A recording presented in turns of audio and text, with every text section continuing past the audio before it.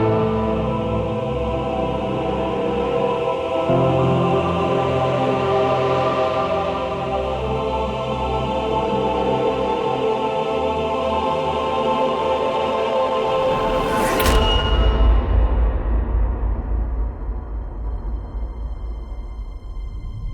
অন্যায় হচ্ছে, এটা খুবই অন্যায় হচ্ছে। নো অফেন্স স্যার, কিন্তু আপনি আপনি সবসময় আমাদের উপরে এইভাবে সন্দেহ করতে পারেন না স্যার। এটা তুমি কি বলছো অভিজিৎ? কি ভুল বললাম আমি? যখনই কোনো সিআইডি অফিসারকে মিথ্যে ব্লেম দেওয়া হয়েছে, আপনি আমাদের উপর কখনোই ভরসা করেন না। এটা তুমি কি বলছো অভিজিৎ? আমি তোমার কাছে এটা আশা করিনি। স্যার, আমাদেরও আপনার কাছে কিছু আশা থাকে স্যার। আপনার একটা ইশারায় আমরা যে কোনো মুহূর্তে জীবন দিতে প্রস্তুত থাকি।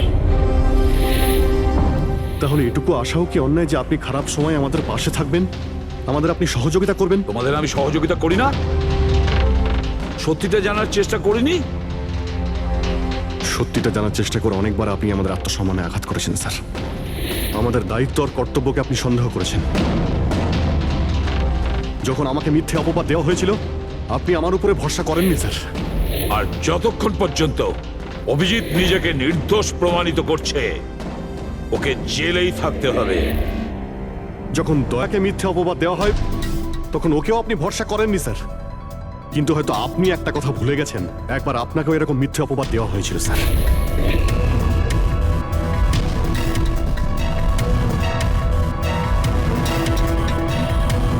সেই মুহূর্তে আমাদের মধ্যে কেউ আপনাকে সন্দেহ করেনি। আমরা শক্ত দেওয়াল হয়ে আপনার সামনে দাঁড়িয়েছিলাম স্যার, যাতে আপনাকে কেউ ক্ষতি করতে না পারে। তাহলে আমাদের খারাপ সময় কি আপনি আমাদের পাশে দাঁড়াতে পারেন না? অভিজিৎ কোনো অপরাধীর থেকেও বিপজ্জনক একজন ইমোশনাল সিআইডি অফিসার। তুমি ইমোশনাল হয়ে যাচ্ছ অভিজিৎ। আমি তোমাকে এই কেস থেকে সরিয়ে দিলাম।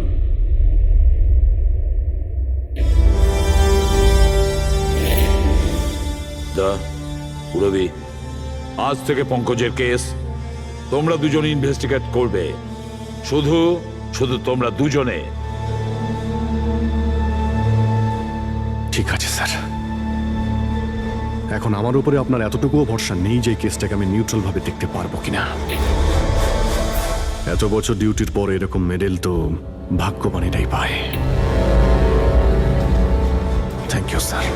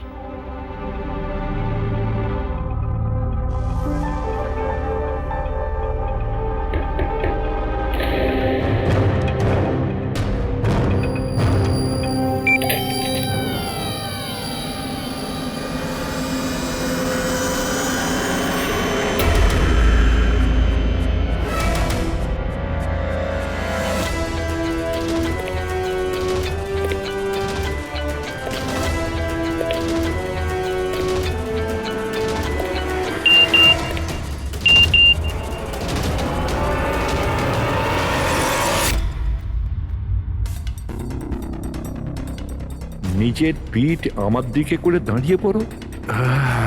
চলো এটাও করে দেখে নি।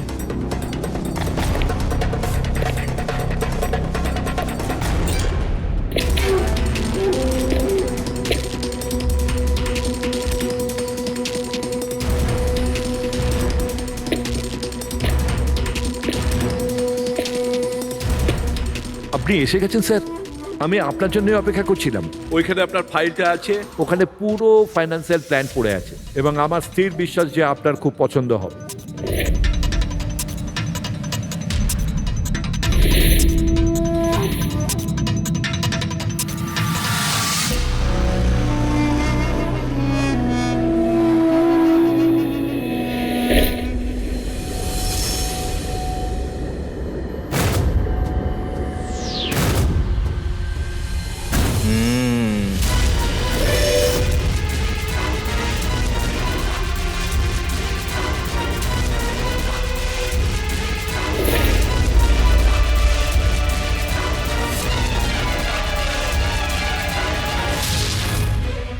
আরে এ তো নকল।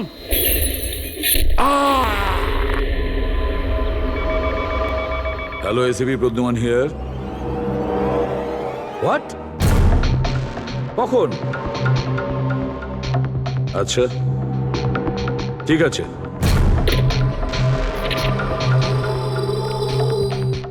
তা অভিজিৎ, বিক্রম বিজয় খুন হয়েছে। বিক্রম বিজয় মানে ওই কেলেঙ্কারি কেসের? হ্যাঁ হ্যাঁ, ওই বিক্রম বিজয় আজও আইনকে ফাঁকি দিয়ে পালাচ্ছিল, আর আজও খুন হয়েছে ওরই বাড়িতে। একদিন না একদিন তো এটা হওয়ারই কথা ছিল স্যার। এত শত্রুও পুষেছে ঘরের মধ্যে। Sir I am really sorry sir, একটু লেট হয়ে গেলাম। কি ব্যাপার পঙ্কজ, কোথায় ছিলে তুমি? স্যার আসলে বাবার শ্রাদ্ধ ছিল আজ, তাই মন্দিরে গেছিলাম পুজো দিতে। ঠিক আছে। আর এটা হাতে কি হয়েছে? আরে স্যার আসতে গিয়ে লেগে গেল, তেমন কিছু না, খুব বেশি লাগেনি স্যার। ঠিক আছে, তৈরি হয়ে নাও, একটা মার্ডার কেস এসেছে। আর শোনো,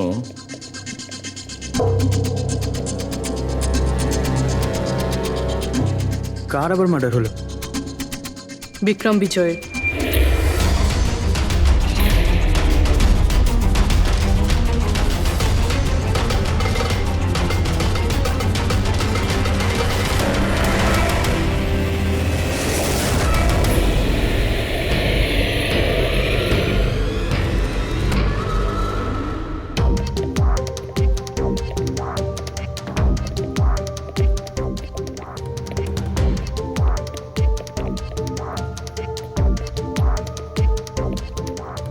সিআইডি? হ্যাঁ, স্যার আমি গোপাল, বিক্রম স্যারের ম্যানেজার। এই তিনজন কারা? এ মোহিত, বিশাল আর ও হলো রাঘব। এরা স্যারের সিকিউরিটি গার্ডস। ও, আর ইনি? ইনি বিক্রম স্যারের ওয়াইফ মধু ম্যাডাম, আর বাকিরা সব স্টাফ। বডি কোথায়? স্যার বডি ভেতরে আছে। এই ঘাড়ে আঘাত করেছে আর পেট আর বুকেও মেরেছে। খুনি এটা শিওর হতে চেয়েছিল যে কোনোভাবেই যেন এ বেঁচে না যায়।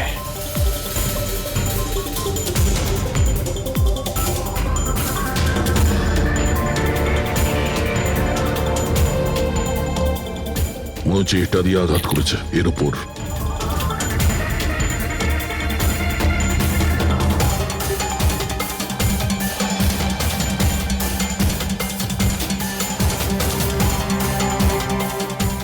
বিক্রমের ফোনে শেষ মেসেজটা কোনো আননোন নাম্বার থেকে এসেছিল। নিজের পিঠ আমার দিকে করে দাঁড়াও। পিঠ আমার দিকে মানে ওই লোকটা কি নিজের মুখ দেখাতে চাইনি নাকি?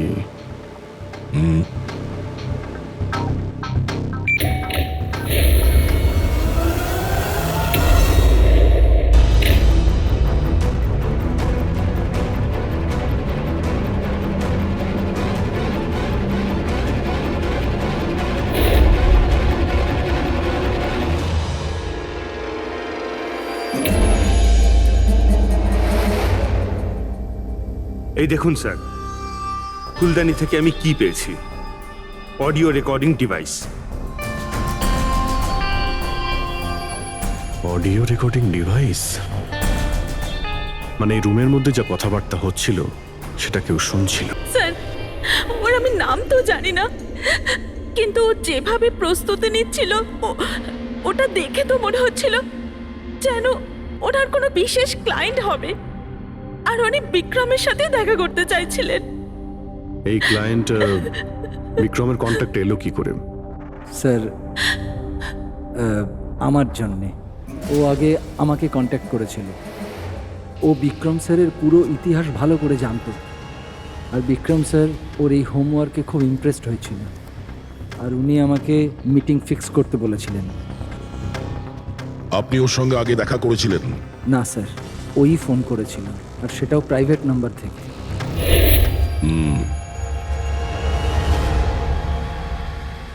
তাহলে আপনারা মিটিং এর আগে সবকিছু দেখে নিয়েছিলেন? হ্যাঁ হ্যাঁ স্যার। ওই রুমটা খুব ভালো করে চেক করে নিয়েছিলেন তো? হ্যাঁ। তাহলে এই অডিওর রেকর্ডিং ডিভাইস এটা রুমের মধ্যে এলো কি করে? স্যার এটা কোথায় ছিল? ফ্লাওয়ার পটের মধ্যে। ফ্লাওয়ার পটে? ওটা তো তুই চেক করেছিলিস না মোহিত? আমি চেক করেছিলাম স্যার, কিন্তু আমি এটা ফ্লাওয়ার পটে দেখতে পাইনি। দেখতে পাননি? আগে না। আচ্ছা, কিভাবে তুমি দেখলে না? ব্যুরো চলো, ওখানে সবাই খুব ভালোভাবে দেখতে পায়।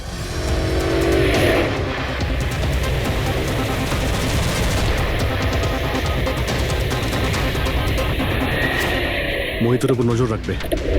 গুলি চালাবে না। কৈলাস স্যার, আপনি? কে ইনি? ইনি সিবিআই অফিসার কৈলাস বাবু। কেমন আছেন স্যার? দারুণ। কি ব্যাপার স্যার, হঠাৎ করে আপনি আমাদের রাস্তা আটকে দিলেন? অভিজিৎ আমার ওই লোকটাকে চাই যে তোমাদের সিআইডির গাড়িতে বসে আছে। মোহিত? ও ও আমাদের অপরাধী স্যার, ওকে আমরা ব্যুরোতে নিয়ে যাচ্ছি ইন্টারোগেট করার না জন্য। অভিজিৎ, ও অপরাধী নয়, ও একজন সিবিআই অফিসার। কি বলছেন আপনি? এই মোহিত সিবিআই অফিসার? কিন্তু স্যার এ তো ওই বিক্রমের ওখানে গার্ডের চাকরি করছিল। দেখাবার জন্য, সত্যিটাকে লুকোবার জন্য। কিরকম সত্যি স্যার? মোহিত একজন আন্ডার কভার। ও আমার কথাতেই ওখানে ডিউটি করছিল, আর আমার কথাতেই ও বিক্রমের ওখানে রেকর্ডিং ডিভাইসটা লাগিয়েছিল। আর এই কারণে কিছুই বলতে হচ্ছিল না। আন্ডার কভার মরে যাবে, কিন্তু প্রোটোকল ভাঙবে না। না ঠিক আছে স্যার, ওই অ্যাকচুয়ালি কিছু জিজ্ঞাসাবাদ তো করতেই হবে, খুনের ব্যাপার তো, জাস্ট জেনারেল জিজ্ঞাসাবাদ। আর আমরা ওই অডিও রেকর্ডিংটা পেতে পারি স্যার? আমরা জানতে চাই যে খুনি আর বিক্রমের মধ্যে কি কথা হয়েছে। আপনি এসে গেছেন স্যার, আমি আপনার জন্য অপেক্ষা করছিলাম। ওইখানে আপনার ফাইলটা আছে, ওখানে পুরো ফাইন্যান্সিয়াল প্ল্যান পড়ে আছে, এবং আমার স্থির বিশ্বাস যে আপনার খুব পছন্দ হবে। এটা নকল। আরে, মনে হচ্ছে এই বিক্রম বিজয় খুনিকে চেনে, সেই কারণে খুনি ওকে নিজের মুখ দেখতেই দেয়নি। আর যখন বিক্রম জানতে পারে যে যে টাকাগুলোকে দেওয়া হয়েছে সেগুলো নকল, তখন সে বিক্রমকে খুন করে আর ব্যাগ নিয়ে চলে যায়। একটা কাজ করি আমরা, এই মোহিতকে, আন্ডার কভার পুলিশকে কিছু জিজ্ঞাসাবাদ করি। আই এম সরি স্যার, এই কেসটা এখনো বন্ধ হয়নি। এই জন্য আমি যদি আপনাদের এর থেকে যদি কিছু বেশি বলি তাহলে প্রোটোকল ভাঙা হবে, হুইচ আই ডোন্ট ওয়ান্ট। দেখো মোহিত, আমি তোমার প্রোটোকলকে রেসপেক্ট করি। এমন তো কিছু পেয়েছো তোমার ইনভেস্টিগেশন চলাকালীন যেটা হয়তো তোমার প্রোটোকলের মধ্যে পড়ে না, আর সেই জন্য তুমি আমাদের কিছু বলতে পারো। কিছু তো একটা বলবে যে সূত্র ধরে আমরা খুনি পর্যন্ত পৌঁছতে পারি। আমি আপনাদের শুধু এটা বলতে পারি যে গত কয়েক বছর ধরে সিবিআই এই বিক্রমের পিছনে পড়েছিল। আজ থেকে 15 বছর আগে, সাল 2002-তে সিবিআই এক আন্ডার কভার অফিসারকেও বিক্রমের পিছনে লাগিয়েছিল কিছু বিশেষ প্রমাণ জোগাড় করতে, কিন্তু কিছু পাওয়া যায়নি। আর আনফর্চুনেটলি আমাদের এই অফিসার মারা যান। এক মিনিট, নাম কি ছিল এই অফিসারের? ইন্সপেক্টর অধিরাজ।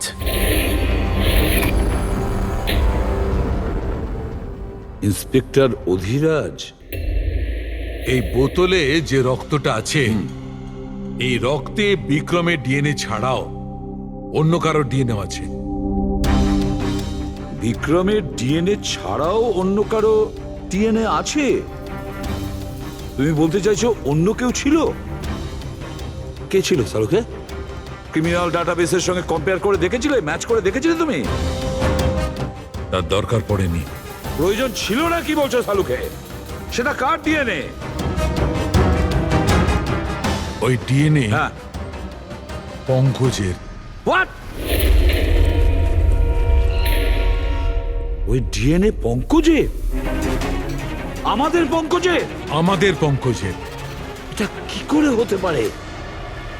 সিআইডি অফিসার হলো পঙ্কজ।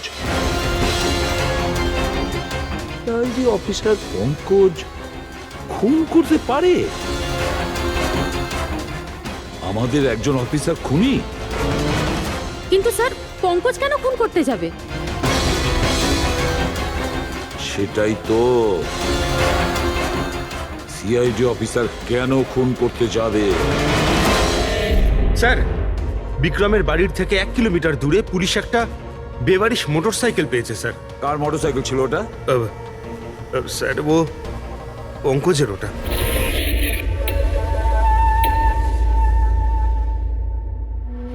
ভাবছিলাম তাই। তার মানে পঙ্কজের বাইকটা পাওয়া গেল ওখানে, আর আপনাদের কারুর অবাক লাগলো না? ফ্রেডি, বিক্রম বিজয় যে মারা গেছে আজ 15 বছর আগে, অধিরাজ বাবু পঙ্কজের বাবা একটা আন্ডার কভার কপ বডিগার্ড সেজে বিক্রম বিজয়ের বিরুদ্ধে প্রমাণ জোগাড় করছিল, আর সেই কারণে ও মারাও গেছে। তার মানে স্যার, পঙ্কজ এটা ভাবে যে পঙ্কজের বাবার মৃত্যুর পিছনে এই বিক্রম বিজয়ের হাত রয়েছে, আর এই জন্য ওর বাবার মৃত্যুর প্রতিশোধ নেবার জন্য।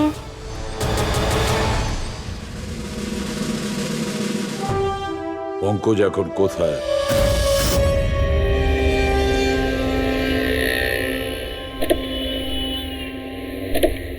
আরে স্যার, আপনারা? আরে এই প্রশ্নটাই তো আমরা তোমাকে জিজ্ঞেস করছি। তুমি এখানে কি করছো? তুমি তো অসুস্থ ছিলে। আরে স্যার, বাইক চুরি হয়ে গেছিল আমার। এই সামনে থানাতেই রিপোর্ট লেখাতে এসেছিলাম। এই দেখুন। আমরা জানি তোমার বাইকটা কোথায়। আপনারা কি করে জানলেন স্যার? তোমার বাইক বিক্রম বিজয়ের বাড়ির কাছে পেয়েছি। সেই বিক্রম বিজয় যে তোমার বাবার খুনি। যখন বিউরোতে এসিপি স্যার বলল যে বিক্রম বিজয়ের খুন হয়েছে, তখন তুমি জানতে না ওই বিক্রম বিজয়? হ্যাঁ স্যার। আরে তাহলে তুমি বিউরোতে কেন বললে না? তোমার বলা উচিত ছিল যে বিক্রম বিজয়ই তোমার বাবার খুনি। স্যার, বাবার শ্রাদ্ধ ছিল স্যার। মন্দির থেকে বিউরো আসছিলাম, ওনার ব্যাপারেই ভাবছিলাম, আর কিছু খেয়াল ছিল না স্যার। একদম কিছু মাথায় আসছিল না, বুঝতেই পারছিলাম না কি করব। আর এই যে তোমার হাতটা কাটা, এক্স্যাক্টলি কি হয়েছিল? স্যার, এটা তো মন্দির থেকে যখন আমি অটোতে ফিরছিলাম।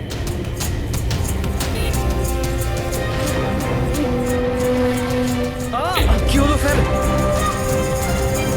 তাহলে একজন অচেনা লোক আঘাত করে চলে গেল, হ্যাঁ? এমনি অকারণে? স্যার, আমি জানি বিশ্বাস করাটা একটু কঠিন, কিন্তু এটাই সত্যি।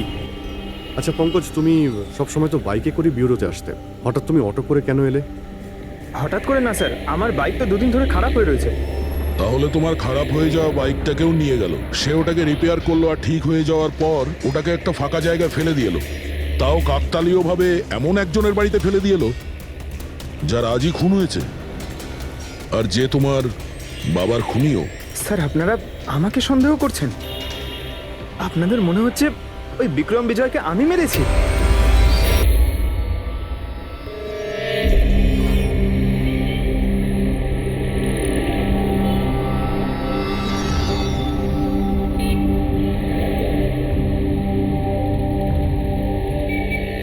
যদি এই পঙ্কজ নিজের বাড়ি থেকে বিক্রম বিজয়ের বাড়িতে যায়, তো এখানে এই জাংশন থেকেই গিয়েছে।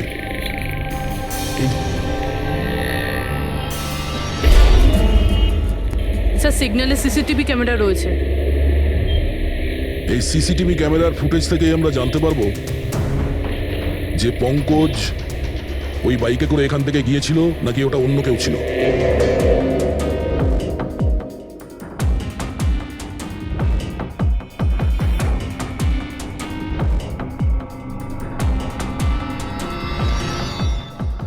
এক মিনিট রিওয়াইন্ড করো,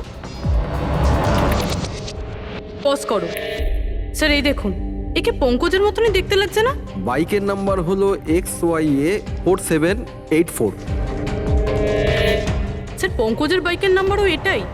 পুরবি, এই পঙ্কজ এতটা তো ভুল করবে না যে একটা অপরাধ করতে যাওয়ার আগে রাস্তায় আর একটা অপরাধ করবে, সিগন্যাল ভাঙা। নিশ্চয়ই কেউ আছে যে পঙ্কজকে ফাঁসাতে চাইছে, আর সেই কারণেই ও সিগন্যালটা ভেঙেছে, যাতে আমাদের যে সন্দেহটা আছে পঙ্কজের উপর, ওটা আরো মজবুত হয়। কিন্তু স্যার, পঙ্কজকে কে ফাঁসাতে চাইবে? হতে পারে ওর কোনো পুরনো শত্রু। স্যার, আমার এমন কোনো পুরনো শত্রু নেই যে আমাকে ফাঁসানোর জন্য এরকম কিছু করবে স্যার। পঙ্কজ, খুব ভালোভাবে চিন্তা করো, কেউ তো হবে। না স্যার। যদি তোমার কোনো শত্রু না থেকে থাকে, তাহলে এই খুন তুমিই করেছো। তুমি নিজের বাবার মৃত্যুর প্রতিশোধ নিয়েছো তুমি, আর সেটাও ওনার মৃত্যুবার্ষিকীতে। স্যার আমার প্রতিশোধ নেবার কোনো মেন্টালিটি নেই স্যার। আমি খুনি না স্যার, আমি একজন সিআইডি অফিসার। যতদূর বাবার কথা স্যার, আমি তো ওনাকে ভালো করে দেখিও নি স্যার। আমার তো এমন কিছু মনেও নেই যে উনি আমাদের সঙ্গে কখনো টাইম স্পেন্ড করেছেন বা আনন্দ করেছেন। স্যার উনি হয়তো কখনো ভাবতেনও না যে ওনার একটা ছেলে আছে যার ওনাকে প্রয়োজন। তার মানে হলো তোমার বাবার সঙ্গে তোমার সম্পর্ক ভালো ছিল না? স্যার উনি একজন আন্ডারকভার কপ ছিলেন, বেশিরভাগই নিজের কাজেই ব্যস্ত থাকতেন। বাড়ি, সংসার, সন্তান, পরিজন সেসব নিয়ে উনি কোনোদিন মাথায় ঘামাননি। আমাকে শুধু আমার মাই মানুষ করেছেন স্যার। কিন্তু তাও বলছি পঙ্কজ, তোমার নিজের বাবার সাথে কোনো না কোনো স্মৃতি তো জড়িয়ে থাকবে না? কিছু মনে আছে? শুধু স্যার এইটুকুই মনে আছে আমার স্যার, আমাকে উনি মেলায় ঘুরতে নিয়ে যেতেন, কিন্তু মেলায় নিয়ে যাওয়ার আগে উনি আমাকে হসপিটালে নিয়ে যেতেন প্রতিবার। কি? হসপিটালে? ওটা কেন? হয়তো ছোটবেলায় আমি খুব অসুস্থ থাকতাম, আর উনি হসপিটালে নিয়ে যেতেন, আর আমার খুব ব্যথা লাগতো স্যার। যন্ত্রণা? পঙ্কজ, কোথায় যন্ত্রণা হতো? স্যার পিঠে, এখানে স্যার। পিঠে? পঙ্কজ, ডাক্তার পিঠে কি করতো? না স্যার, তেমন কিছু মনে পড়ছে না স্যার। মনে করো পঙ্কজ, মনে করো কি করতো? তোমার পিঠে ইঞ্জেকশন দিত বা পিঠের থেকে রক্ত বার করতো? কি করতো মনে করো? Sir sir sir drill machine দিয়ে কিছু করতো হসপিটালে। কি বলে? ড্রিল মেশিন দিয়ে? আর তারপরে তোমার পিঠে যন্ত্রণা হতো? খুব ব্যথা করতো স্যার, আমি তো এক সপ্তাহ ঠিক করে বসতে পারতাম না। আর তারপর বাড়ি যাবার পর তোমার ঘুম পেত, অদ্ভুত কিছু মনে হতো, মাথা ঘুরতো? হ্যাঁ স্যার। স্যার মেলায় যখন আমি ঘুরতে যেতাম তখন ঘোরের মধ্যে থাকতাম স্যার, সারাক্ষণ মাথাটা ঝিমঝিম করতে আর ঘুরতো স্যার। কিন্তু স্যার এই কথাটার কেসটার সাথে কি সম্পর্ক? সম্পর্ক আছে বস। আমার মনে হচ্ছে এর বাবা এর খুব কম বয়সে এর বোন ম্যারো ডোনেট করে দিয়েছিল। কিন্তু স্যার বাচ্চাদের বোন ম্যারো ডোনেট করা তো বেআইনি কাজ। বেআইনি কাজ, কিন্তু আমার মনে হচ্ছে বস টাকার জন্য বা যে কোনো কারণেই হোক ওই ডক্টর এর বাবার জন্য এই সমস্ত করেছে। সেটা বুঝলাম স্যার, কিন্তু আমি এখনো এটা বুঝতে পারছি না যে ওই ঘটনাটার এই কেসের সাথে কি সম্পর্ক। কানেকশন এইটা পুরোপি, যখন কাউকে বোন ম্যারো ডোনেট করা হয়ে থাকে তখন যাকে বোন ম্যারো ডোনেট করা হয়েছে সেই ব্যক্তির হিউম্যান কাইমারিজম হয়ে যায়। হিউম্যান কাইমারিজম? এটা কি ডক্টর সালুখে? মনে করো যে লোকটাকে বোন ম্যারো ডোনেট করা হয়েছে সেই ব্যক্তিটির শরীরে দুটো ডিএনএ তৈরি হয়ে যায়। একটা ডিএনএ সেইটা যেটা ওর নিজের অরিজিনাল, আর দ্বিতীয় ডিএনএটা তার যার বোন ম্যারো তাকে ডোনেট করা হয়েছে তার। তার মানে ডক্টর, পঙ্কজের বোন ম্যারোটা যে পেয়েছে তার রক্তেও এই পঙ্কজের ডিএনএ আছে? এক্স্যাক্টলি দয়া বস, আমার মনে হচ্ছে সেই ব্যক্তিটা একটা বিশেষ লোক যার জন্য পঙ্কজের বাবা এই কাজ করেছিলেন। এমন কোন বিশেষ লোক যে পঙ্কজের বাবা ইন্সপেক্টর অধিরাজের খুব কাছের মানুষ ছিলেন, আর তার মৃত্যুর প্রতিশোধ নিতে গিয়ে ও একটা খুন করে বসে। কিন্তু কে?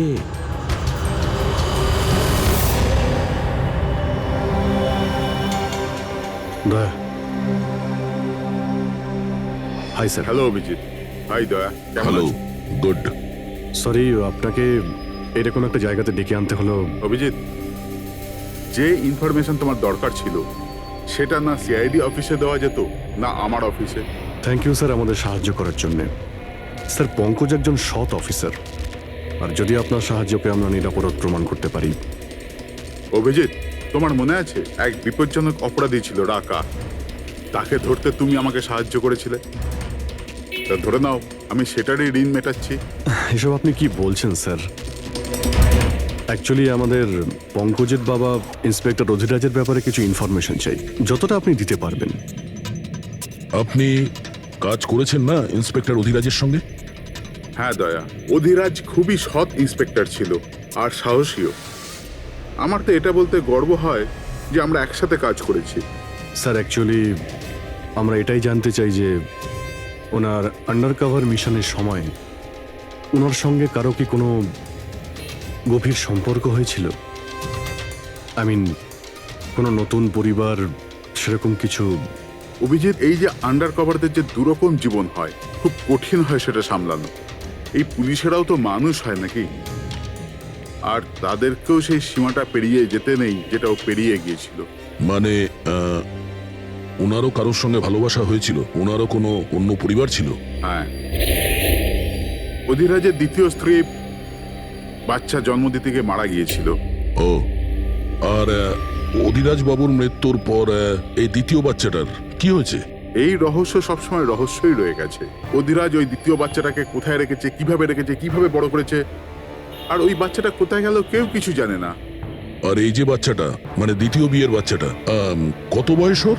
এই পঙ্কজের থেকে 2-3 বছর বড় হবে। বিয়ে পঙ্কজের মায়ের সাথে আগে হয়েছিল, কিন্তু বাচ্চা দ্বিতীয় স্ত্রীর আগে হয়েছিল। হয়তো ওনার কোনো রোগ ছিল যার কারণে অধিরাজবাবু পঙ্কজের বোন ম্যারো ওকে দিয়েছিলেন। নিজের বাবার মৃত্যুর প্রতিশোধ নিতে হতে পারে খুনটা পঙ্কজের সৎ ভাইই করেছে। আর এখন প্রশ্ন এটাই যে পঙ্কজের এই সৎ ভাই কে সে, আর এখন কোথায়? আমার কিছু কিছু আইডিয়া হচ্ছে যে ওর সঙ্গে ঠিক কি হতে পারে। দেখুন স্যার, আমাদের আরো একটা সাহায্যের খুব প্রয়োজন। এই আন্ডার কভার মিশনের সময় আপনাদের সঙ্গে আর কারা কারা ছিলেন তার সবার ইনফরমেশন চাই, আর অধিরাজ বাবুর ডিটেলস। অভিজিৎ, এটা একটু মুশকিল হবে। জানি স্যার, এটা খুবই কঠিন, কিন্তু কাউকে নির্দোষ প্রমাণ করতে হবে। আপনি আমাদের উপরে বিশ্বাস রাখতে পারেন, সমস্ত ইনফরমেশন আমাদের কাছেই থাকবে। ওকে, অপেক্ষা করতে হবে। এ লোক সময় আসে না কেন?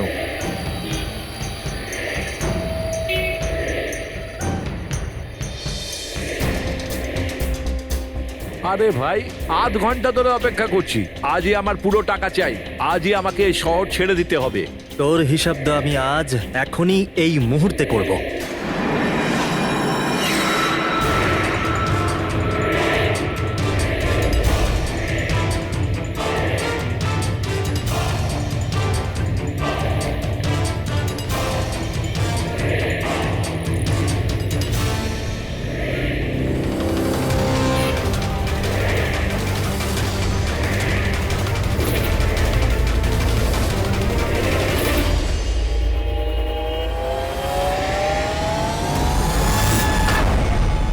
তোর অ্যাকাউন্ট সিআইডি বন্ধ করবে।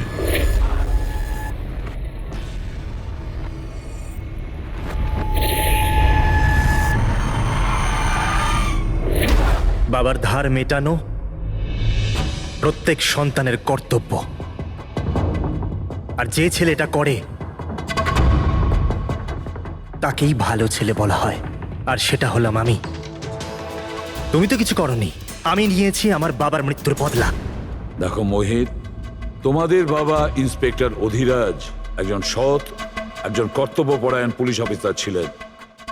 কি ভাবছিলে তুমি তোমার মতন একজন অপরাধীর বাবা হয়ে গর্ব করতেন, নাকি পঙ্কজের মতন একজন সৎ সিআইডি অফিসারের উপর? তার সত্যি কথা বলতে তো বাবার সব সময়ই এই পঙ্কজের উপর গর্ব ছিল, আর ভালোবাসতো একেই বেশি। আমাকে তো উনি অনাথ আশ্রমে দিয়ে দিয়েছিলেন স্যার,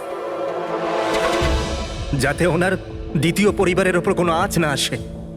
তুমি যখন এই কথাটা জানতে আমাদের কাছে এলে না কেন? আমি তো তোমার ভাই, একসঙ্গে ধরতাম বিক্রমকে, তাও আইনের পথে। চাই না আমার তোমার সাহায্য, আমাদের বাবার হত্যাকারীকে কিভাবে ধরতে হবে, কিভাবে ওর উপর প্রতিশোধ নিতে হবে, এর প্ল্যানিং আমি আগে থেকে করে রেখেছিলাম, অনেক দিন থেকে। আর এটাই হলো কারণ আমার সিবিআই অফিসার হওয়ার। আর ঠিক আমার বাবার মতোই একটা আন্ডার কভার মিশনে গেছিলাম ওই বিক্রমের বিরুদ্ধে। কিন্তু এইবার তাকে সাজা দেওয়ার জন্য নয় স্যার, বরং ওকে শেষ করার জন্য। একজন সিবিআই অফিসার হয়েও তুমি অপরাধ করেছো। তোমাদের মতো অফিসারের জন্যই সবাই আইনের উপরে ভরসা করতে পারে না। এই কাজে কেতন তোমাকে সাহায্য করেছিল না? হ্যাঁ স্যার, কেতনও আমার বাবার সাথে কাজ করত। সেও একজন আন্ডার কভার অফিসার ছিল। সেই আমাকে সবকিছু বলেছে। আর তার বলাতেই আমি জানতে পারি যে ছোটবেলায় আমার একটা অপারেশনও হয়েছিল। আর যখন তুমি জানতে পারলে যে তোমার রক্তে দুটো ডিএনএ আছে, একটা তোমার আর একটা আমার, তুমি খুন করে আমাকেই ফাঁসিয়ে দিলে। হ্যাঁ, আর এই জন্য আমার রক্ত বার করে আমি ওই অস্ত্রের ওপরে ছড়িয়ে দিয়েছিলাম। আর তারপর তোমার হাত কেটেছিলাম, যাতে এক তীরে দুই পাখি মরে। আমার দুই শত্রু, আমার বাবার হত্যাকারী ওই Vikram. Hello Kailash sir. Sir, আমি বিক্রমের রুমেতে অডিও ডিভাইস লাগিয়ে দিয়েছি।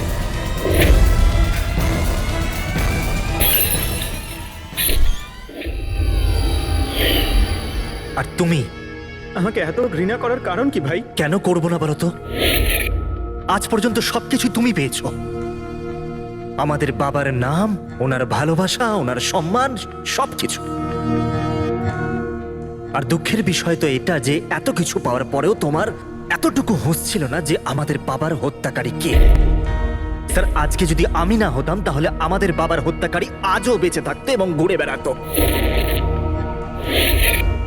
আর তুমি কি পেলে মোহিত? জেল। আর খুন করে তোমার বাবা কি পেল? মরার পরে লজ্জা। স্যার, একটা প্রশ্ন করতে পারি আপনাকে? আপনারা আমার কাছে পৌঁছলেন কি করে? কারণ আমি এতটুকুও ভুল করিনি সমস্ত প্রমাণ পঙ্কজের বিরুদ্ধে করতে। সেটা তো আমরা জানতাম যে পঙ্কজ এ কাজ কোনোদিন করতে পারে না। আর বাকি রইল তোমার অবধি পৌঁছানোর। যখন আমরা দুটো ডিএনএর খোঁজ পেলাম, আমরা তোমার বাবা ইন্সপেক্টর অধিরাজের ব্যাকগ্রাউন্ড চেক করলাম। সেখান থেকেই আমরা জানতে পারি যে ওনার আরো একজন ছেলে আছে,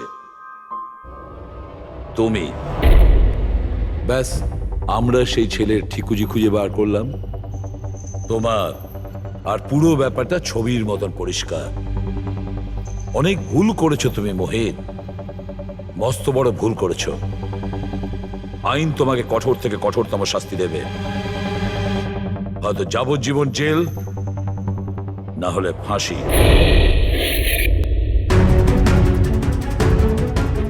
ফ্রেডরিক,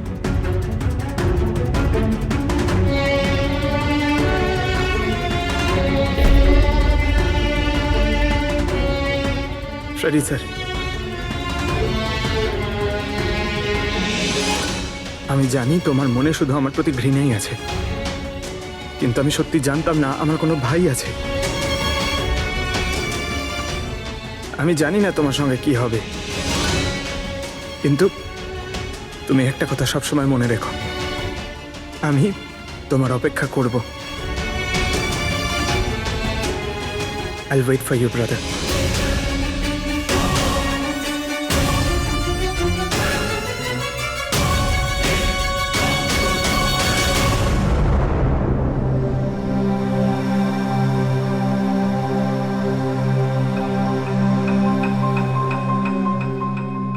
পঙ্কজ, দেখো, তোমার যে ভালো দিকটা আছে না, সেটা কিন্তু বাঁচিয়ে রাখবে খুব ভালো করে।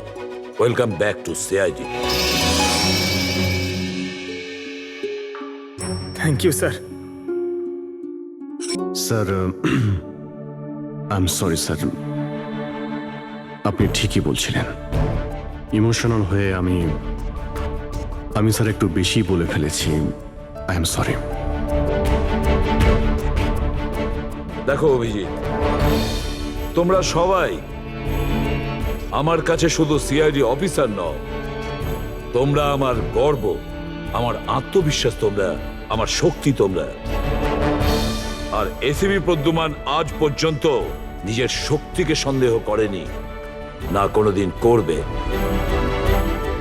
সময় তো সব সময়ই মানুষের পরীক্ষা নেয়, কিন্তু কর্তব্যের পথে চলার সময় যদি নিজের সন্তানের ওপরেও গুলি চালাতে হয়, আমাদের হাত যেন না কাঁপে।